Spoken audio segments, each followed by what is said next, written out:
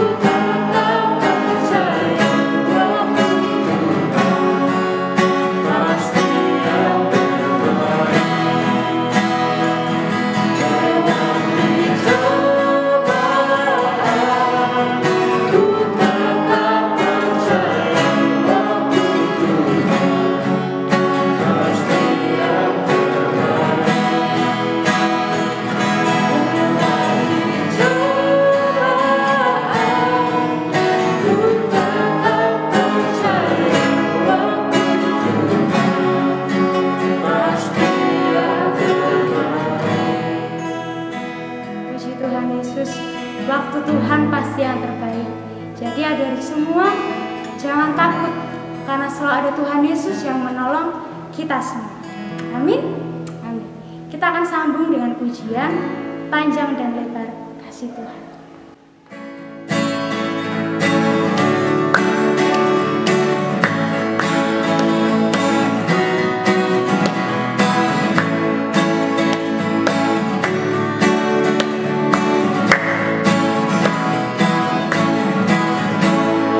Panjang dan lebar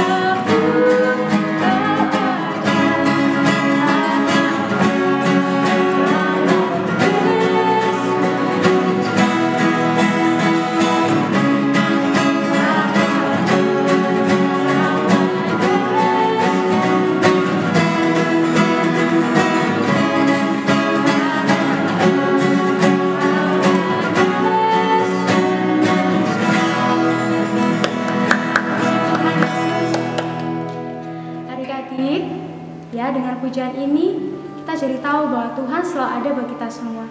Di kanan, di kiri, di atas, di bawah, Tuhan selalu ada untuk adik-adik semua. Amin. Kita sudah memuji Tuhan, dan sekarang kita akan siapkan hati kita untuk mendengarkan firman Tuhan. Kita akan angkat pujian, siapkan hatiku Tuhan.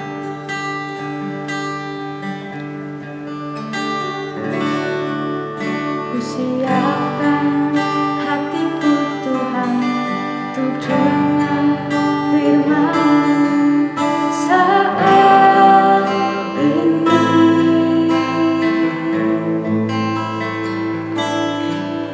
Ku sujud menyembah-Mu Tuhan, masuk hadirat-Mu saat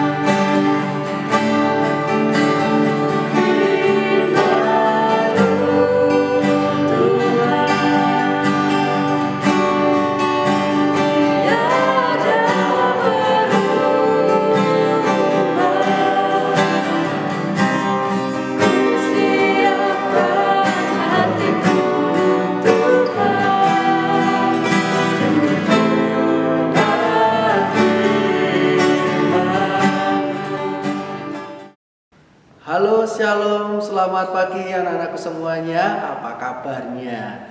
Kak Rodi percaya kalian di rumah selalu sukacita, sehat, tetap semangat untuk datang kepada Tuhan. Kita baru saja menyanyi pujian bagi Tuhan. Kami percaya ada kuasa, ada mujizat terjadi saat kita bernyanyi dengan sungguh-sungguh. Ada amin? Yang setuju boleh angkat tangan, katakan bersama-sama amin. Dengan lebih keras lagi, 1, 2, 3, amin. Ya, hari ini hari yang sangat luar biasa jika kita diberikan kesempatan oleh Tuhan untuk belajar tentang firman Tuhan.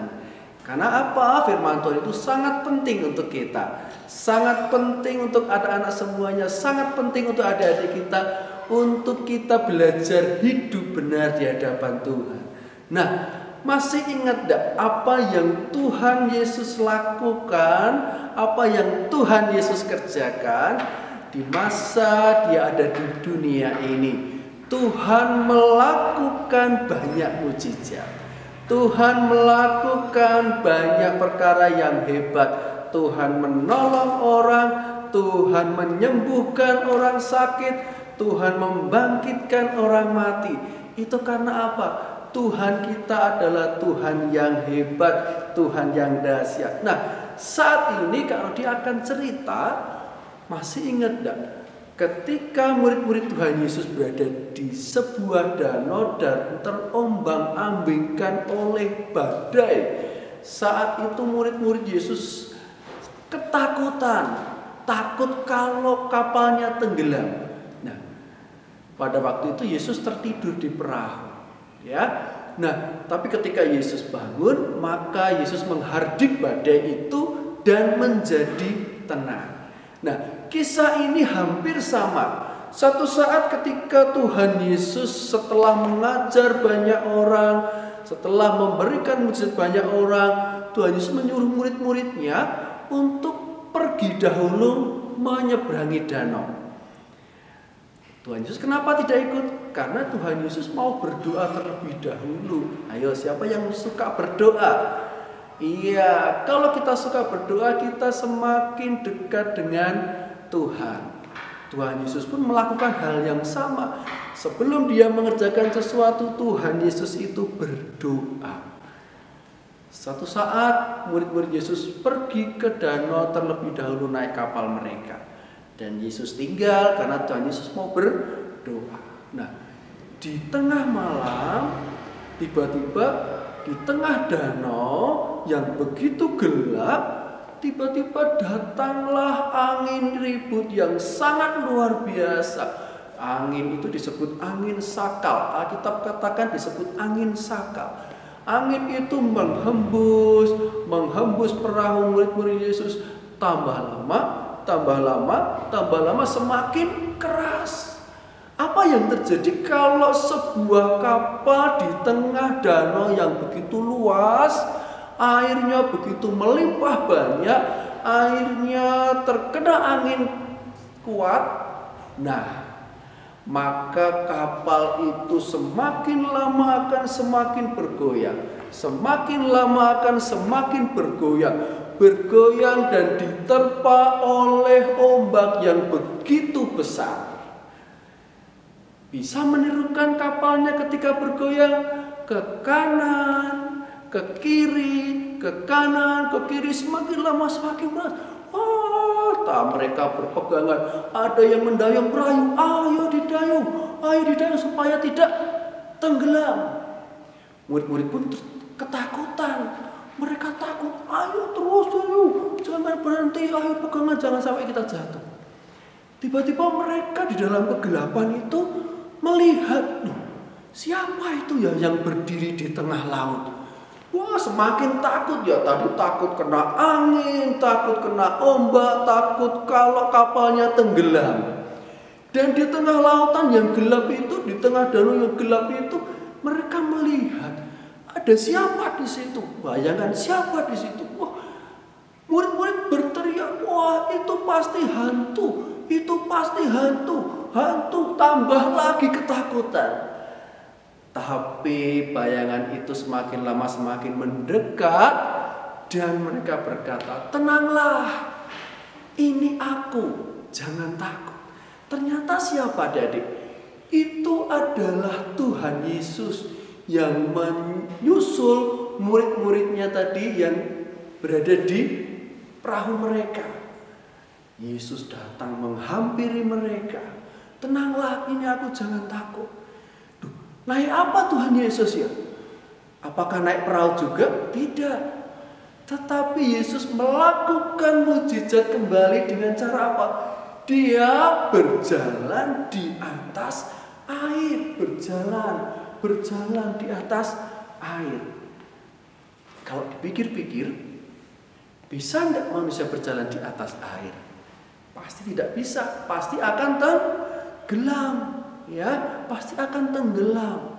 Nah, Yesus melakukan mukjizat dengan kuasanya. Dia menyusul murid-muridnya dengan cara berjalan di atas air dan berkata kepada muridnya, tenanglah, ini aku, jangan takut. Murid-murid, oh ternyata itu Yesus. Ada loh salah satu murid Yesus yang kurang percaya. Dia bernama Petrus. Masih ingat murid Yesus yang bernama Petrus? Iya, pasti semuanya masih ingat ya. Dia berkata begini, kalau engkau memang Yesus anak Allah itu, suruhlah aku berjalan di atas air. Oh, Petrus minta sama Tuhan Yesus untuk juga bisa berjalan di atas air seperti yang Tuhan Yesus lakukan. Kira-kira bisa tidak adik-adik Petrus berjalan di atas air? Atas seizin Tuhan, iya. Kalau Tuhan menghendaki, kalau Tuhan mengizinkan, maka semuanya itu terjadi dan tidak ada yang mustahil. Amin. Iya.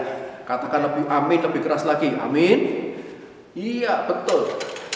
Nah, Yesus mengizinkan Petrus muridnya itu untuk berjalan di atas air. Petrus keluar dari kapalnya, dari perahunya melangkah. menginjakkan kakinya di atas air. 1, tidak tenggelam. Melangkah lagi. 2, tidak tenggelam juga. Dia berjalan menuju Tuhan Yesus berdiri. Melangkah, melangkah, melangkah. Tiba-tiba Petrus melihat kanan kirinya. Aku berjalan di atas air. Aku berjalan di atas air. Lalu dia melihat, ombaknya tinggi. Anginnya kencang banget, anginnya keras banget. Jangan-jangan nanti aku tenggelam. Jangan-jangan nanti aku tenggelam. Tiba-tiba Petrus kehilangan kepercayaannya. Petrus lupa kalau di depannya ada Tuhan Yesus yang pasti selalu menolong. Tiba-tiba Petrus tenggelam, adik-adik. Tolong. Tenggelam, tahu? Dengan tangan yang perkasa itu Tuhan Yesus menangkap Petrus. Dan Petrus tidak lagi tenggelam. Dan Petrus dan Tuhan Yesus sama-sama pergi menuju ke perahu. Di situ murid-murid Tuhan Yesus kagum. Wah, luar biasa. Engkau adalah benar-benar anak Allah. Yesus adalah benar-benar Tuhan. Tapi Tuhan ngomong seperti ini loh, ngomong sama murid-muridnya. Hai orang yang kurang percaya, mengapa kamu bimbang? Artinya apa, adik-adik? Di situ murid-murid Tuhan Yesus ketika ada badai, ketika ada angin besar, ketika kapal mereka bergoyang ke kanan, ke kiri, mereka takut, mereka lupa kalau mereka selalu disertai oleh Tuhan Yesus. Seperti Petrus tadi bisa loh berjalan di atas air. Petrus bisa loh melangkah di atas air. Tetapi Petrus mengalami kebimbangan. Maka Petrus tenggelam. Apakah Tuhan Yesus diam saja? Tidak. Apakah Tuhan Yesus tertawa melihat Petrus tenggelam? Tidak. Apakah Tuhan Yesus mengejek? Wah, Petrus tenggelam, syukurin. Tidak. Tetapi Tuhan menolong sehingga Petrus tidak jadi tenggelam. Dan murid-murid Tuhan Yesus yang ada di kapal, yang ada di perahu juga tidak jadi tenggelam karena Yesus menolong mereka. Nah, adik-adik percaya ya, kalau Tuhan pun bisa menolong adik-adik dan Kak Rodi dalam segala hal. Mungkin saat ini yang lagi sakit di rumah, aduh aku sakit. Saat ini ada yang sedih, ada yang tidak bisa belajar, ada yang tidak boleh keluar rumah, ada yang sedih kapan ya ketemu teman-teman di sekolah. Berdoalah kepada Tuhan, minta pertolongan Tuhan dan percaya bahwa Tuhan pasti menolongmu. Katakan bersama-sama yuk. 1, 2, 3. Tuhan, saya percaya Engkau menolongku. Sekali lagi ya. 1, 2, 3. Tuhan Yesus, Tuhan Yesus. Wah, diulang-ulang yuk. Tuhan Yesus, saya percaya Engkau pasti menolongku. Seperti Petrus ditolong. Murid-murid Yesus ditolong. Orang-orang yang ketemu Tuhan Yesus ditolong. Nah, saat ini kita ketemu Tuhan Yesus. Tuhan Yesus ada di dekat kita. Kita percaya, yakin kalau Tuhan pasti menolong engkau. Pasti menolong kita. Amin. Bukan hanya kamu, tetapi ayahmu, ibumu, papamu, mamamu, ayahmu, bundamu, semua keluargamu pasti ditolong Tuhan. Sering-seringlah berdoa. Dekat dengan Tuhan, ngobrol sama Tuhan, cerita sama Tuhan apa yang menjadi keluh kesahmu, apa yang menjadi keinginanmu, apa yang jadi kerinduanmu. Sampaikan kepada Tuhan. Nah, ayat pasnya kita akan baca. Ya, di dalam Alkitab, adik-adik boleh buka Alkitab di dalam Matius pasal 14 ayat yang ke-27. Matius pasal 14 ayat yang ke-27. Begini bunyi firman Tuhan. Tetapi segera Yesus berkata kepada mereka, dengarkan suara Tuhan, dengarkan firman Tuhan ya. Tenanglah, tenanglah. Aku ini jangan takut. Sekali lagi ya, tenanglah. Aku ini jangan takut. Aku di situ siapa, adik-adik? Aku di situ adalah Tuhan Yesus. Tuhan menjanjikan kita supaya kita hidup tenang karena Tuhan pasti menolongmu. Karena Tuhan pasti menjagamu. Tuhan pasti menyertaimu. Amin. Yo, lebih keras lagi katakan amin. Lebih semangat lagi. Amin. Ya. Saya percaya hari ini kita merasakan kasih Tuhan dalam hidup kita. Amin. Kita merasakan kuasa Tuhan, kita merasakan pertolongan Tuhan. Nah, sampai ketemu lagi di ibadah sekolah minggu berikutnya. Mari kita berdoa. Tirukan Kak Rodi berdoa. Tuhan Yesus, terima kasih pagi hari ini saya sudah mendengarkan cerita firman Tuhan. Biarlah cerita firman Tuhan ini bertumbuh Tuhan di dalam hidup kami, di dalam hati kami. Kami percaya, saya percaya, sebut namamu. Saya percaya Tuhan pasti menolong hidupku. Tuhan menolong papaku. Tuhan menolong mamaku. Tuhan menolong ayah ibuku. Tuhan menolong kakakku. Tuhan menolong adikku. Dan Tuhan menolong seluruh keluargamu. Terima kasih Tuhan. Terima kasih Tuhan karena aku bangga punya Tuhan Yesus yang baik seperti Engkau. Terima kasih Tuhan, di dalam nama Tuhan Yesus saya sudah berdoa. Haleluya. Amin. Nah, ini adalah cerita sekolah minggu pada pagi hari ini. Nanti boleh dibaca ayatnya di dalam Matius 14 Matius pasal 14 ayat 22 sampai dengan 33. Belajar terus firman Tuhan, dekat dengan Tuhan, berdoa, jangan menyerah, yakin dan percaya Yesus yang berkuasa itu pasti menolongmu. Amin. Terima kasih, Tuhan memberkati. Nah, adik-adik, gimana cerita firman Tuhan pagi tadi? Wah, luar biasa. Nah, adik-adik, cerita firman Tuhan pagi hari tadi tentang Yesus penolongku. Nah, siapa di sini ada yang pernah ditolong Yesus? Wah, semua angkat tangan. Nah, adik-adik, tadi Kak Rodi bercerita tentang apa? Ya, ada ayat hafalan. Adik-adik bisa hafalkan di rumah. Ya, nanti mungkin akhir bulan adik-adik bisa kirim ayat hafalan tadi. Nanti ada sesuatu gift buat 3 orang yang terpilih di dalam acara menghafal ayat hafalan ini. Khususnya nanti ditulis tidak apa-apa, atau 3 komentar aja lah, 3 komentar di YouTube channel GBS Nusukan untuk sekolah minggu online GBS Nusukan. 3 orang terpilih akan mendapat gift dari sekolah minggu. Nah, untuk pengumumannya kita tetap ibadah online. Ada tetap semangat melayani, tetap semangat untuk menyaksikan ibadah online ini, dan ada tetap mematuhi protokol kesehatan yang diberlakukan di Kota Solo.